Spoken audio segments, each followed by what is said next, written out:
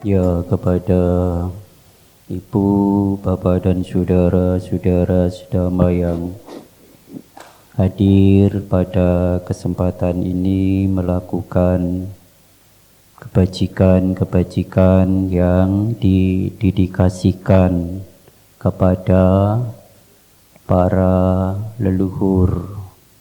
Ya, semoga dengan niat yang baik, dengan diiringi cinta kasih, kasih sayang, ya semoga para leluhur bisa mengerti dan bisa ikut berbahagia, yang kemudian bisa terkondisi, terlahir di alam-alam yang bahagia.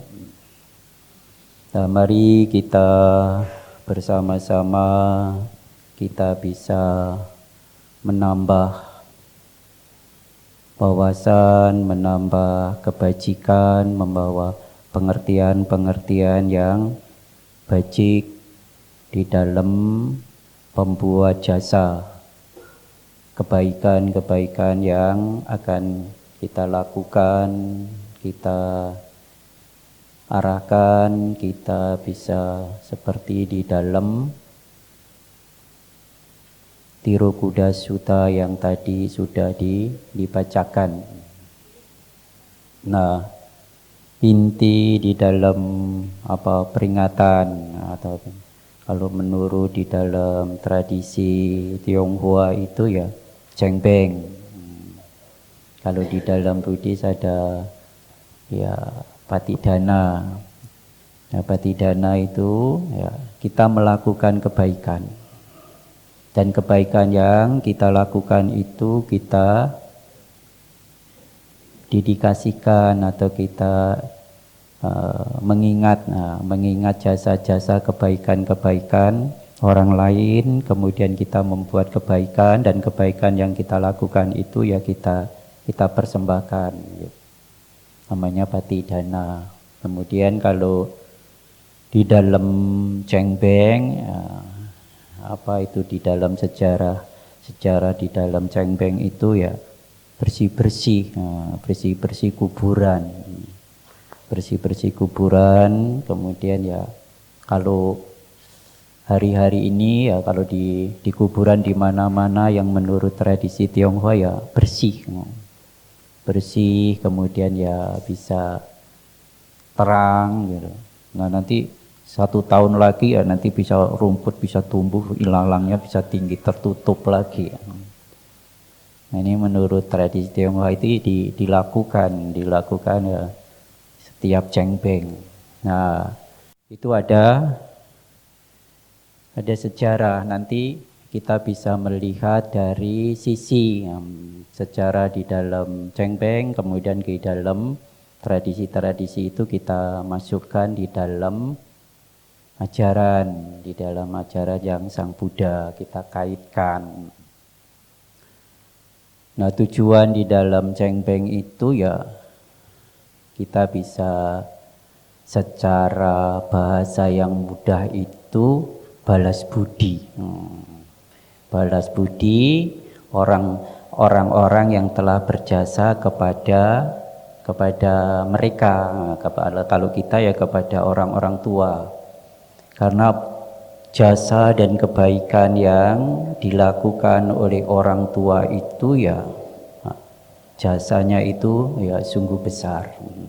Nah, itu di dalam cerita di dalam Cengbeng itu yang awal mulanya itu ya ada orang, ada di sebuah desa, kemudian ada orang yang juga termasuk orang miskin, kemudian punya anak yang berbakat, anak yang pandai, kemudian anak yang berbakat, kemudian dititipkan di kuil, dididik. Nah, dididik di kuil, kemudian ya karena ketekunannya, karena baktinya, itu dengan perjuangan-perjuangan yang baik yang telah dilakukan, kerjaan-kerjaan semua dilakukan dengan baik, pelajaran-pelajaran juga dilakukan dengan baik. Nah, anak ini jadi punya prestasi. Anak punya prestasi, satu ketika ada satu kelompok kemudian pemberontak. Kelompok pemberontak kemudian ya anak ini kemudian bergabung untuk mengamankan, kemudian ya jadi berhasil. Dia kemudian jadi berhasil, kemudian dia menonjol di dalam kelompok itu. Nah, diangkatlah jadi pemimpin. Diangkat jadi pemimpin, suatu ketika juga menjadi prestasi naik. Nah, suatu ketika di dalam cerita itu menjadi kaisar. Kaisar besar. Nah, sudah menjadi kaisar itu juga mendirikan dinasti, punya dinasti sendiri. Nah, itu akhirnya dia teringat kepada keluarganya. Teringat kepada keluarganya karena kesibukan itu, kemudian teringat, kemudian dia pulang kampung, rumahnya sudah tidak ada. Karena dia kan melalui pendidikan di kuil, karena masih kecil, kemudian terus sampai jadi kaisar, jadi lupa. Nah, kemudian dia balik, rumahnya sudah tidak ada, orang tuanya juga tidak ada. Dia cari tetangga-tetangganya, kemudian ya sudah pada meninggal. Ada banyak yang meninggal, kemudian terus di kuburan itu yang mana itu sekian banyak kuburan. Nah, kemudian karena kaisarnya ini juga cerdas ya, hari itu diumumkan untuk bersih-bersih kuburannya orang keluarganya masing-masing. Kemudian diberi tanda kalau sudah dibersihkan, kemudian diberi tanda, kasih kertas emas. Ya, sudah. Nah, kemudian dia periksa sudah diperiksa, kemudian ada beberapa yang belum dibersihkan. Nah, kemungkinan ini adalah keluarganya. Nah, kemudian dia dibersihkan dengan rasa bakti, dengan rasa cinta kasih sayang, kemudian terus ya dia melakukan puja kepada orang yang telah berjasa. Itu tujuan dari Cheng Peng itu ingin balas budi, tapi terlambat. Tapi juga walaupun terlambat, dia juga membersihkan kuburannya, kemudian juga dia juga bersujud, rasa baktinya ditujukan kepada para leluhurnya. Ya, kepada para leluhurnya itu. Mungkin ada para leluhur yang jahil, bikin kaget.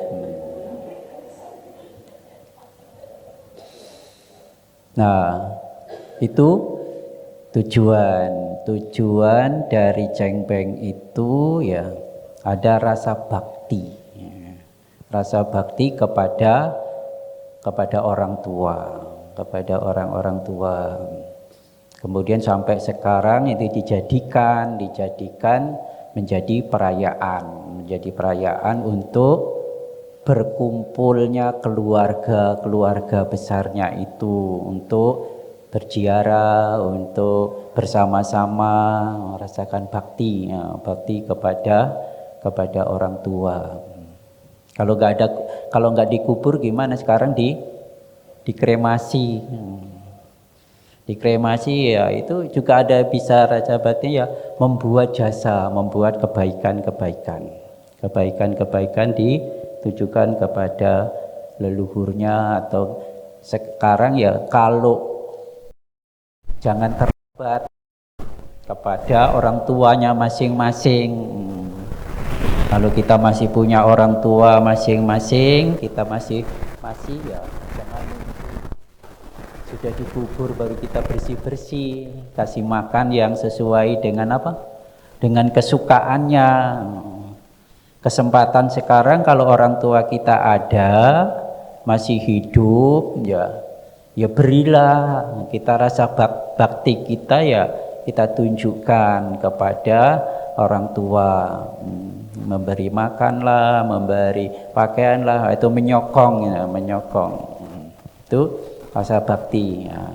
Bakti yang telah dilakukan kepada orang tua kepada anaknya. Itu kalau di dalam Buddhis berada di dalam Sigalo Wada Sutta. Di dalam Sigalo Wada itu ada hubungan orang tua sama anak. Nah ini itu bakti. Nah kalau di sejarah di dalam Buddhis, nah, sekarang yang kita adakan kalau di dalam Buddhis itu bukan bakti, apa yang di dalam Buddhis itu menolong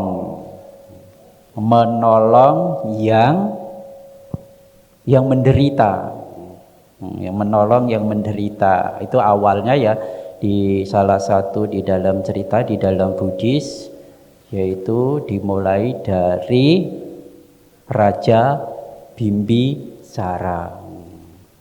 Raja Bimbisara ini melakukan kebaikan-kebaikan kepada sangga. Nah, yang seperti di dalam Tirukuda Sutta itu tadi, ada makanan, ada cemilan, ada makanan yang keras, yang lunak, yang apa itu. Kemudian sanak saudaranya itu makan-makan, pesta-pesta, tapi tidak ada satupun yang ingat kepada keluarganya yang sudah meninggal. Yang sudah meninggal di sana tidak ada pertanian, tidak ada perdagangan, tidak ada macam-macam. Nah itu hanya orang itu menderita. Orangnya pesta-pesta tapi menderita. Ada sanak saudaranya yang menderita. Nah makhluk-makhluk ini tidak mendapatkan makanan, akhirnya menderita. Nah menderita. Raja Bimbisara kemudian malam-malamnya itu ya sudah setelah melakukan kebaikan kepada Sang Buddha, malamnya itu banyak gangguan. Ada piring bunyi-bunyi, kemudian ya akhirnya jadi terganggu. Di istananya itu jadi tidak bisa tidur. Ada suara-suara yang aneh. Itu makhluk-makhluk peta yang mengganggu di istana. Nah, kemudian bertanya, kemudian balik, kemudian bertanya siangnya itu bertanya kepada Sang Buddha. Sang Buddha, kemarin saya sudah berdana. Kemudian sekarang malamnya saya ini bukan mimpi tapi kenyataan. Piring-piring pada bunyi, kemudian suara gaduh mengganggu, saya tidak bisa tidur. Terus Sang Buddha, oh itu adalah saudara-saudara kamu yang menjadi peta. Menjadi peta. Mana para datu pajiwita peta yang kelaparan. Loh kok bisa seperti itu? Nah, akhirnya diceritakan. Dulu kamu menjadi bendahara. Dan saudara-saudaramu itu dulu menjadi biku, kemudian menjadi biku, kemudian ada kerajaan, ada seorang raja ini punya anaknya menjadi Buddha, dan adiknya ada 2 menjadi panglima. Nah, kemudian dua adiknya ini ingin berdana kepada Sang Buddha. Kemudian rajanya ini adalah anakku yang menjadi Buddha, kamu tidak punya hak, nggak punya hak untuk melakukan berdana. Nah, mau minta berapa hari pun tidak dikasih. Nah, suatu ketika dua orang ini, panglima ini, anak adiknya ini membuat sandiwara bahwa di daerah tertentu itu atau menjadi ingin berontak. Kemudian raja memutuskan, amankan, nanti kalau kamu bisa mengamankan pemberontakan itu, saya beri hadiah, apapun permintaannya akan dikabulkan. Akhirnya sudah. Kemudian dilaporkan lagi, pemberontakan selesai, aman. Akhirnya dia menagih janji hadiah. Saya tidak mau hadiah permata, saya tidak mau hadiah apa-apa, saya hanya minta berdana kepada sangga. Itu tidak boleh. Janjinya jadi tidak boleh. Nah, akhirnya ya permintaannya tidak dikabulkan. Kalau begitu prajuritku yang saya pimpin menjadi biku, minta istirahat menjadi biku. Nah, akhirnya menjadi biku ribuan menjadi biku seketika. Nah, akhirnya kan istri-istrinya kan jadi enggak masak kan di rumah. Nah, akhirnya disuruh masak di dapur yang dibuat ya secara umum, secara massal untuk suaminya yang menjadi biku. Nah, akhirnya ya masak,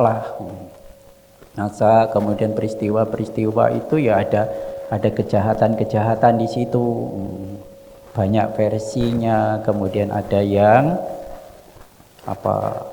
anaknya menangis, kemudian ya akhirnya dikasih makan dulu. Akhirnya semua juga ikut makan, ibunya ikut makan, anaknya makan. Nah, kemudian sudah makan semuanya, sisanya dikasihkan bikunya.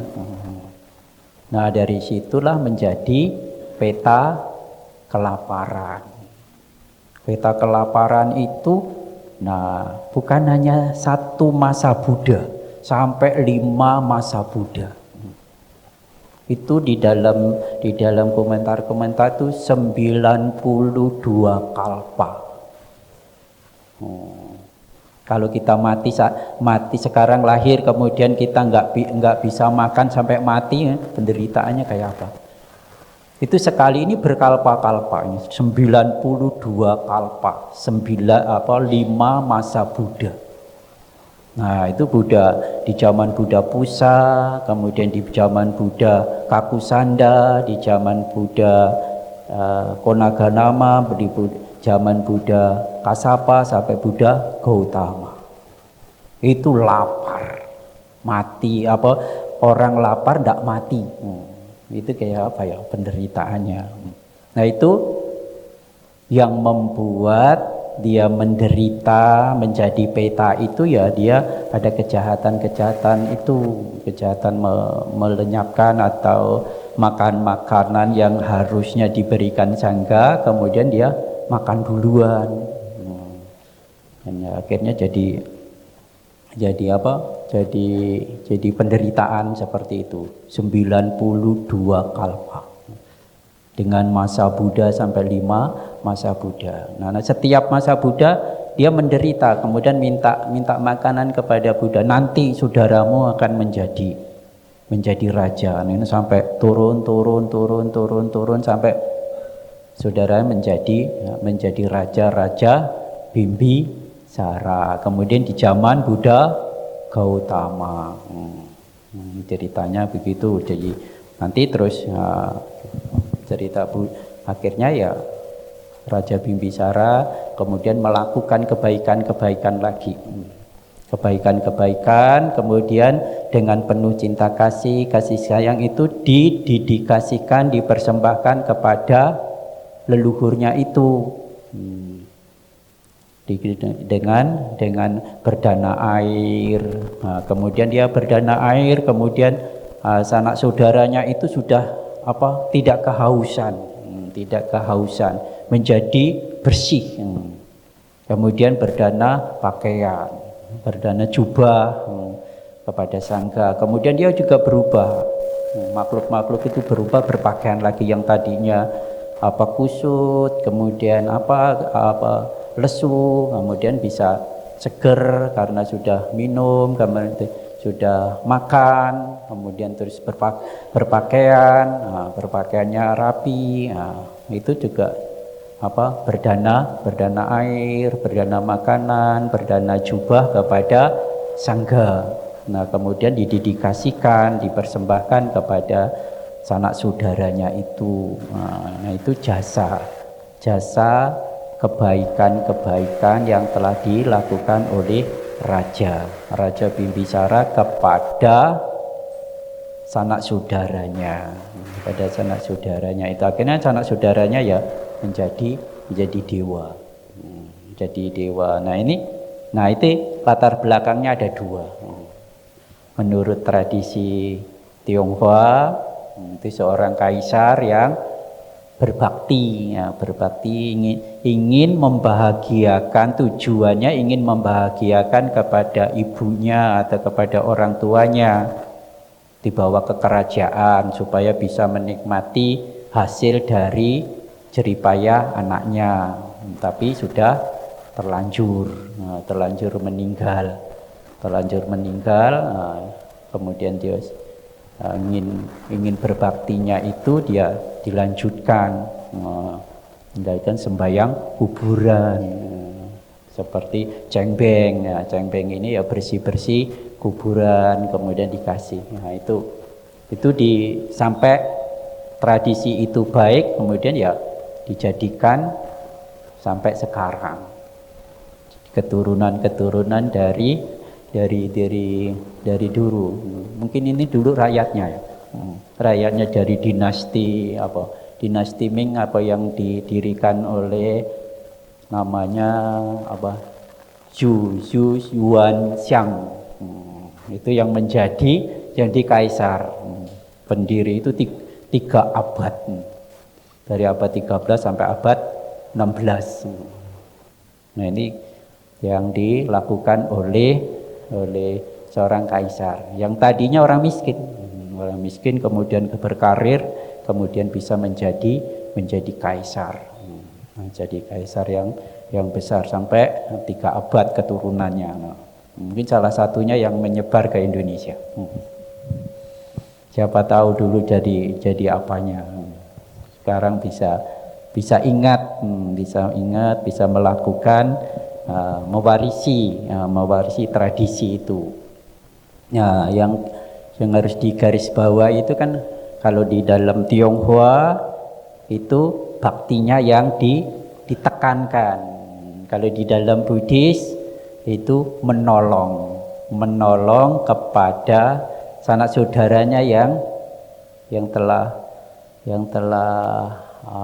terlahir yang tidak beruntung menjadi peta para datu pajiwita peta. Nah, ini kita dua-duanya kita bisa lakukan karena di dalam Sigalowadah Sutta itu kan ada bakti juga di situ. Ada orang tua punya kewajiban, anak juga punya kewajiban. Kewajiban orang tua apa? Kewajiban orang tua ada 5, kewajiban anak juga ada 5. Kalau itu dijalankan, hendaknya ya dijalankan dengan baik sesuai dengan di dalam Sigalowadah Sutta. Orang tua punya kewajiban pertama kepada anaknya. Itu adalah mencegah anaknya supaya tidak berbuat jahat, tidak berbuat buruk. Karena apa? Perbuatan buruk membawa penderitaan. Makanya kalau orang tua, jangan manjat-manjat nanti jatuh. Kalau orang tua yang tega ya manjatlah, kalau jatuh rasakan sendiri. Nanti kalau anaknya ya hati-hati ya, boleh manjat tapi kamu hati-hati supaya tidak jatuh. Hanya dikasih tahu, dikasih pengertian, Tapi kalau jatuh jangan nangis. Karena kamu sudah latihan, nanti kamu latihan lagi. Nanti dia manjat bisa pinter. Kalau kita manjat, jangan nanti kalau jatuh, nanti orang itu tidak berani manjat. Nanti kalau sudah manjat, terpaksa manjat, gemeter, malah jatuh, malah bahaya.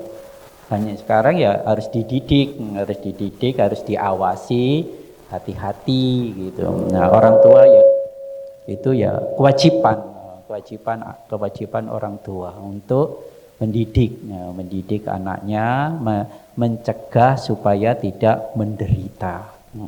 Awas itu jalan licin. Hati-hati kamu injek ini, nanti ini licin. Kamu jalanlah. Nanti kalau jatuh, ya kamu harus cari akal. Jangan nangis, nanti latihan lagi. Nanti jalan licin dia berani berjalan di jalan yang licin. Nanti itu bisa, akhirnya ya bisa. Kalau kalau dicegah kan sekarang sulit anak. Hanya diajarin, dikasih pengertian. Dampak-dampaknya yang buruk gimana, yang baik yang mana. Yang kedua, orang tua punya kewajibannya itu menganjurkan untuk berbuat baik. Untuk berbuat baik anaknya supaya ya kelak ya bisa menjadi yang baik, yang unggul gitu. Yang punya keterampilan, yang punya apa, itu diajarkan. Kalau orang tua sudah tidak bisa diajarkan yang baik kan disekolahkan. Mati-matian orang tuanya bodoh nggak apa-apa, tapi anaknya bisa jadi sarjana. Nah, sekarang kan banyak orang tuanya nggak sekolah, anaknya sarjana. Itu karena dulu mungkin sulitnya untuk sekolah, biayanya sulit, kemudian anak-anaknya bisa sarjana.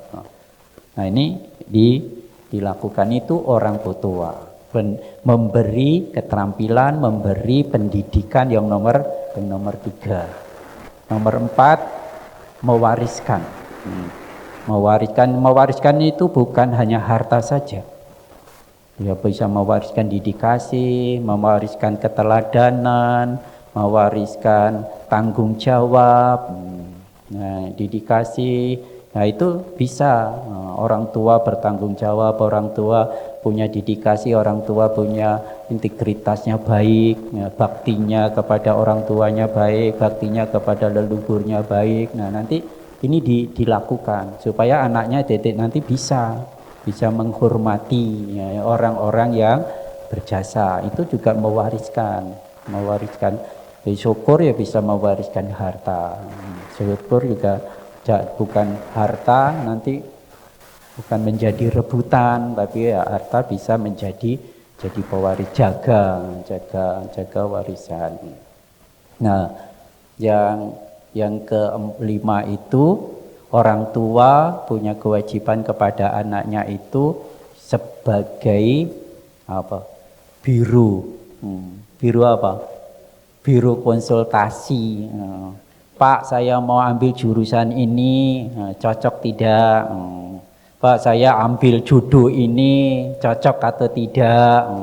Pak, saya mau ambil kerjaan ini, cocok atau tidak? Nah, itu orang tua ya punya kewajiban untuk memberi saran,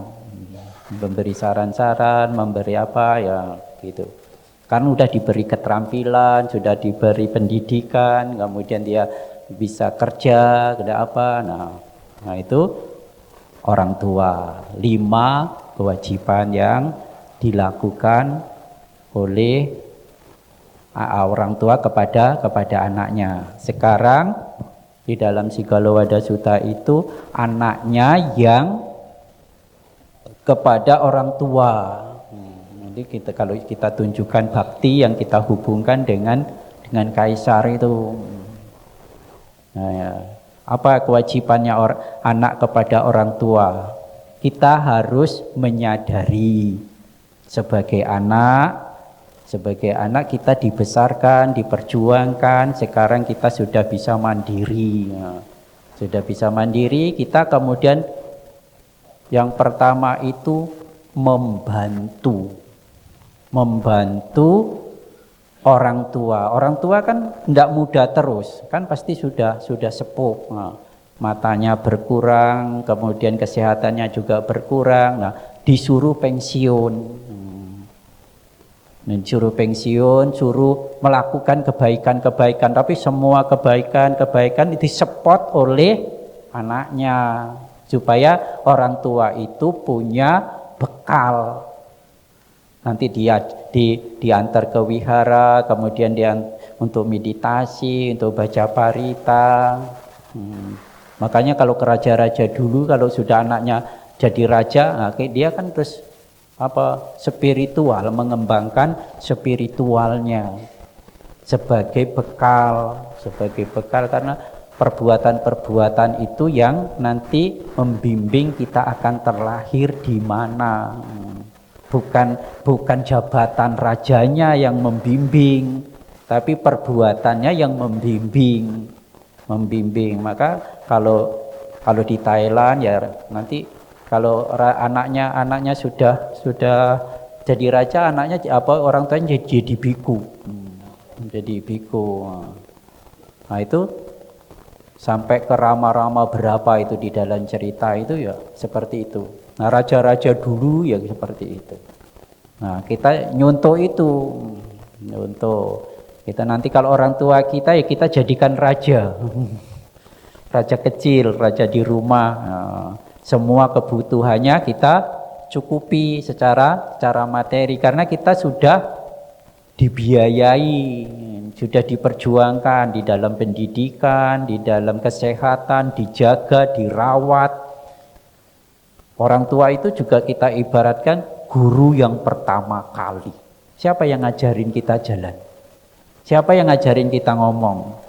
Siapa yang ngajarin kita apa? Itu orang tua.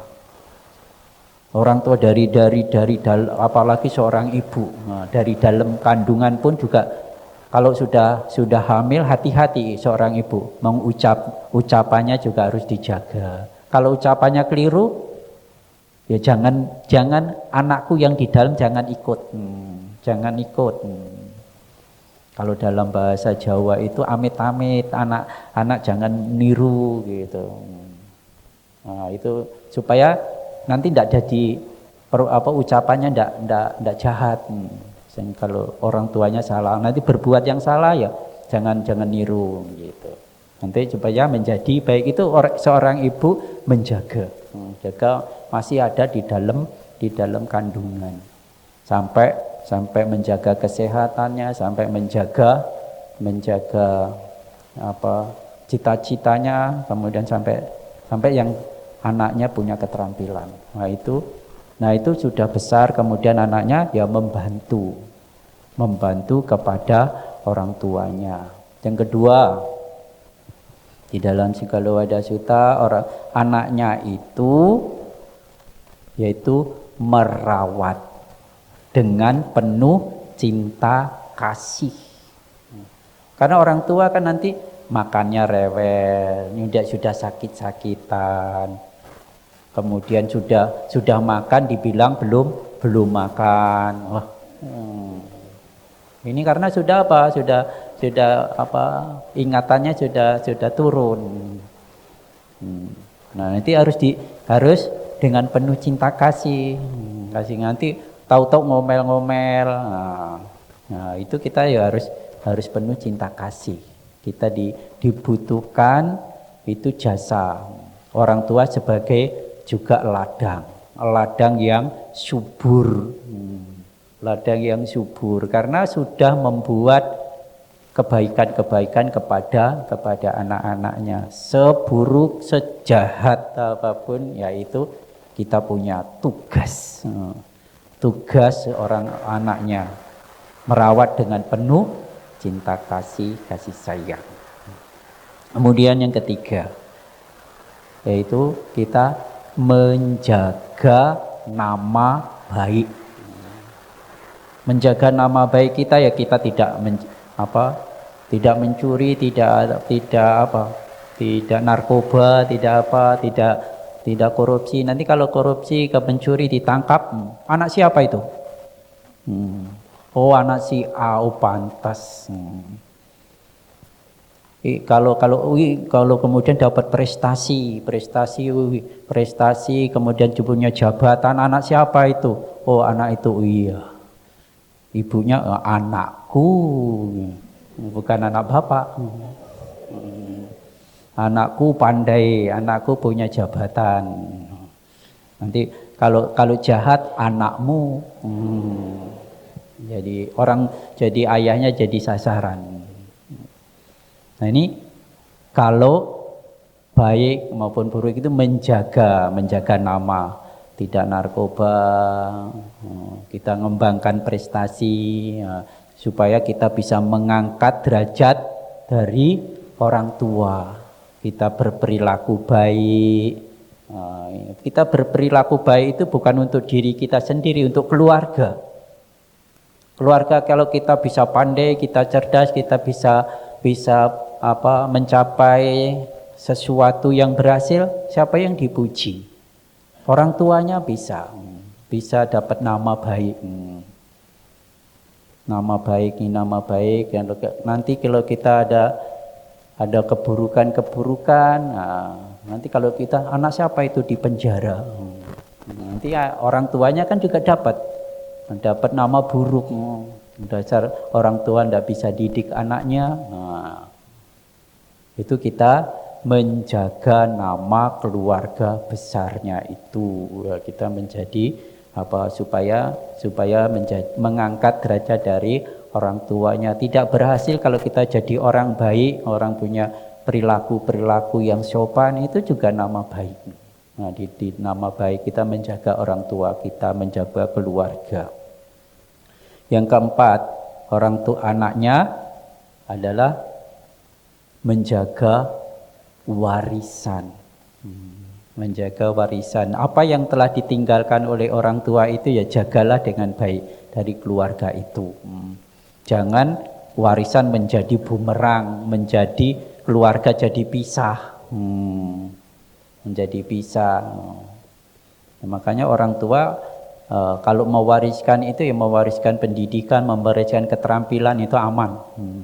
Semua anak disekolahkan, semua anak diberi pendidikan supaya ya masing-masing seperti orang tua kasih kail supaya nanti bisa mancing sendiri. Itu hanya sebagai contoh. Itu bisa supaya dimandirikan.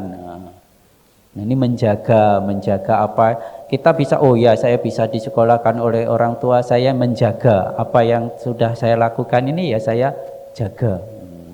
Jadi ya tidak malas-malasan. Nah, kemudian yang terakhir, orang tua anaknya kepada orang tua. Kalau orang tuanya sudah meninggal, yaitu membuat pati dana.